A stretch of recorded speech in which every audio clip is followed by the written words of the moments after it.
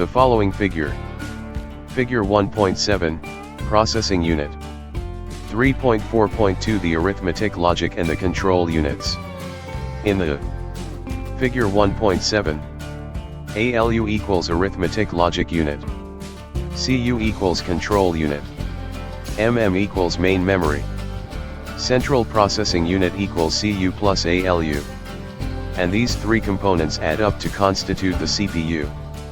As you can see in the above stated functions of the CPU, the ALU is the component of the CPU that carries out all the calculations. It is therefore called the workhorse of the CPU. ALU, CU, MM, output unit, input unit. 25. The CU part of the CPU operates in what is called fetch, execute cycle. This means that instructions are fetched from memory and executed one after the other. The CU mainly oversees the data movement between the ALU and the MM and also between the ALU and other devices of the computer system. You will learn more about the MM ahead. Self Assessment Exercise 1.1. From what you have learned about the CPU, what component of the processor is concerned with? Comparison of data? Answer to self assessment exercise. The answer to the above question is the ALU. The reason is that comparison is a logical operation. 3.5 Computer Memory Units. The processor cannot generally store all the data it needs while running a program, that is, executing a set of instructions without the aid of memory. Now, you can visualize memory as a series of cells, with each cell having a size for storing a piece of data or information.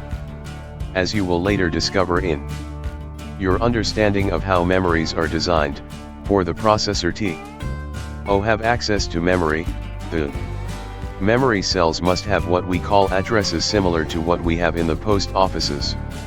The smallest unit measurement in the computer memory is the byte, and 1 byte equals 8 bits, where a bit is either 0 or 1.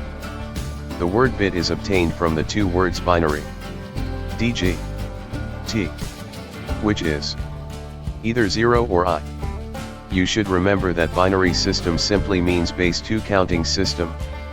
The computer machine was designed based on this counting system, age. Hence your computer does not understand anything else than 0 or I. Programs written for execution on the counter have to be translated into O's and 1's before they can be executed.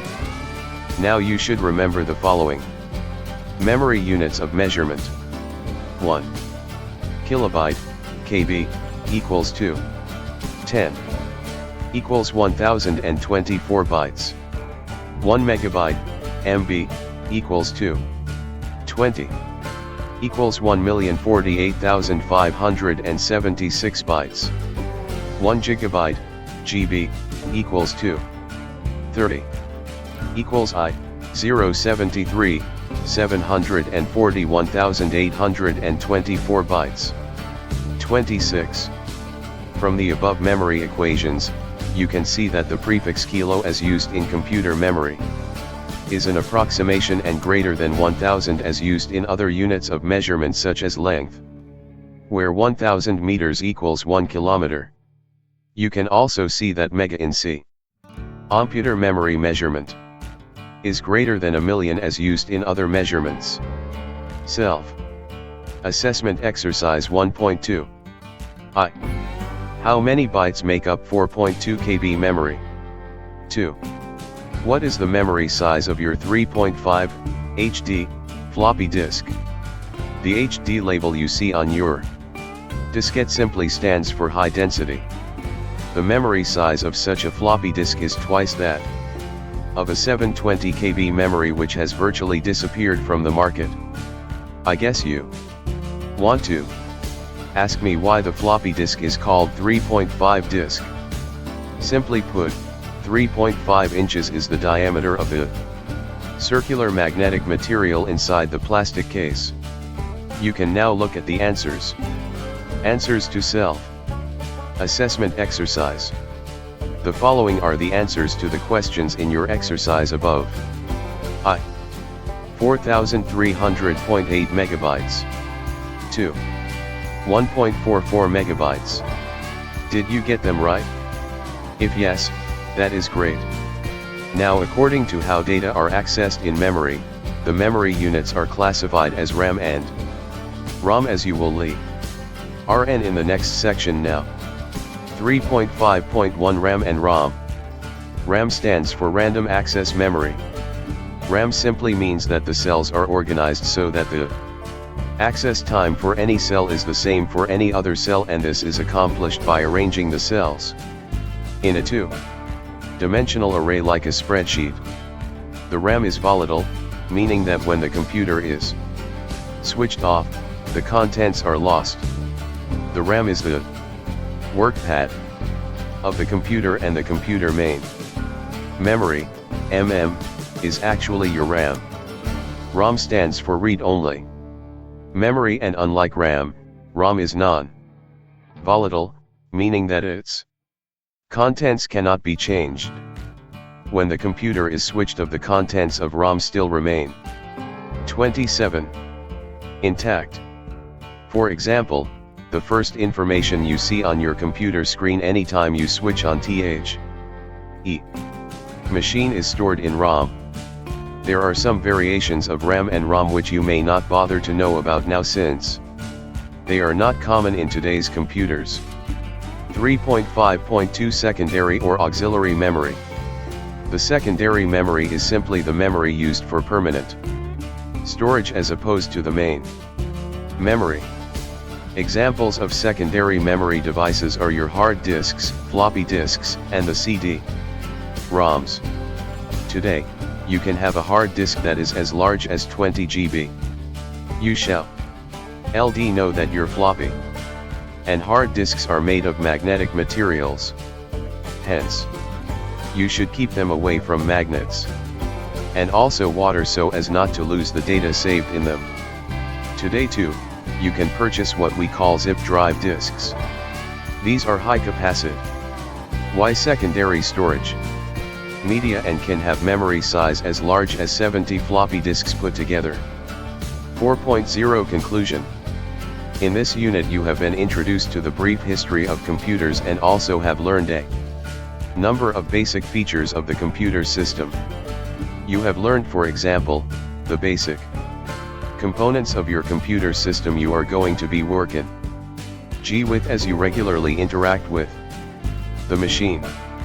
Some of these components are not directly visible to you since they are inside the system unit, but some are also being phased out, such as the floppy disk. You have equally learned in this unit about various types of memory the computer uses. For example, you have to remember to save your work always, since what you see on the screen are temporarily kept in RAM, and the moment you switch off the computer, they are gone. 5.0 Summary. Since you are going to be interacting with the computer machine regularly during this course, you have been introduced to the fundamental features of the wonderful machine after knowing the history behind its development. Such devices you have learned about in this unit, like the disks, are associated with a larger class of devices called the I/O units, which you will learn in the next unit. In fact, there are more basic devices of the computer machine you are going to learn ahead. The 28 keyboard, for example, is one of the SE devices. The units that follow will build on these important features of the computer machine and its various applications. 6.0 Tutor. Marked Assignments, TMA. 1. You are to do the following assignments and submit your answers to your tutor for his course. Here we go. I. Which among the following is the first to be designed in the history of computers? A. UNIVAC. I. B. Difference engine. C. EDSAC. D. Analytical engine. 2. What is the difference between the CPU and the system unit? 3. If two computer document files have sizes 340 KB and 750 KB, how many bytes would be remaining on your new 3.5 floppy disk after copying those files into the diskette? 7.0. References/further reading. Academy of Learning, Computer and Business Career College. Introduction to Personal Computers, 1992. Brightman, R. W. and Dimsdale, J. M. Using Computers in an Information Age, Del Mar. Publishers Incorporated, 1986. C.L. Emmons, A. The Principles of Computer Hardware, Oxford University Press, 1999. Mandel, S.L. Computers and Data Processing, Concepts and Applications, 3rd edition, West Publishing Company, 1985. Computer Fundamentals, Tutorial Points, 2017. https://www.tutorials.com/computer_fundamentals/computer_fundamentals_tutorial.pdf. Answers to TMA. I. Difference engine. 2. The CPU is the central processing unit which is mounted on the motherboard, while the system unit is the computer case that houses the motherboard and other devices. 3. A 3.5 floppy disk has I.44 MB memory space. 29. The two document files have total memory Y of 340 KB plus 750 KB equals 1090 KB. The remaining space is 1.44 megabytes. 1090 KB equals I.44 MB. 1.090 megabytes equals 0.35 megabytes equals 350 KB. 30. Unit. 2. Computer system input and output. Units. Contents. 1.0 Introduction. 2.0 Objectives. 3.0 Main contents. 3.1 Computer peripherals. 3.2 Common computer input units. 3.3 Some types of output units. 4.0 Conclusion. 5.0 Summary. 6.0 Tutor. Marked assignments. 7.0 References/further reading. 1.0 Introduction. You have gone through the first unit, which introduces you to some basic features of the computer system. This unit will take you through the general knowledge of various devices called the peripherals, used with the computer system. Later in subsequent units, we will learn specifically about typical examples of these I/O units.